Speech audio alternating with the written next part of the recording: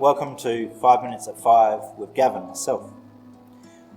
Well, on Tuesday, I invited you to challenge you actually, to pray to God, to ask God that He would reveal to you, open your eyes, open your ears to how He has been working in your life. Did you do it? Did you take up the challenge?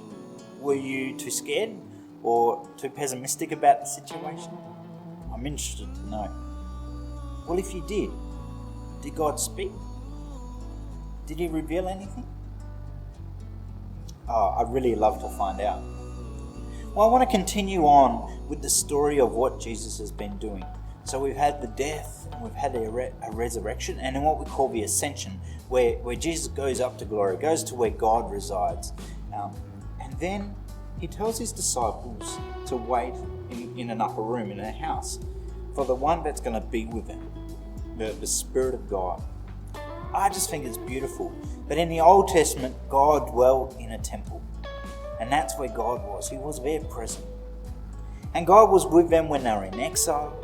And then God was with them in His Son, Jesus Christ. And now God is with them in Spirit. So we have Father, Son, and Holy Spirit. And the disciples are waiting.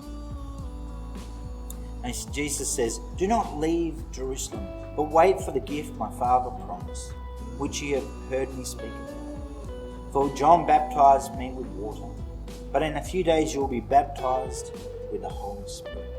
Chapter 2 of Acts. When the day of Pentecost came, they were all together in one place. Suddenly a sound like the blowing of a violent wind came from heaven and filled the whole house where they were sitting. They saw what seemed like tongues of fire that separated and came and rested on each one of them. All of them were filled with the Holy Spirit and began to speak in other tongues as the Spirit enabled them.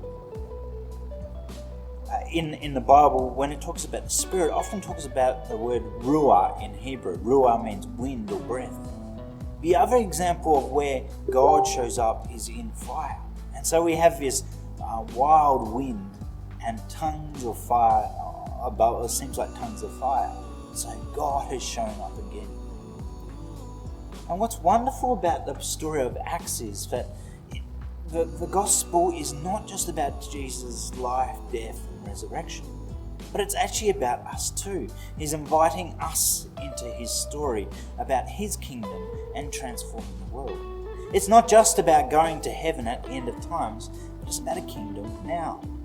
And it's an empowered kingdom through the Holy Spirit.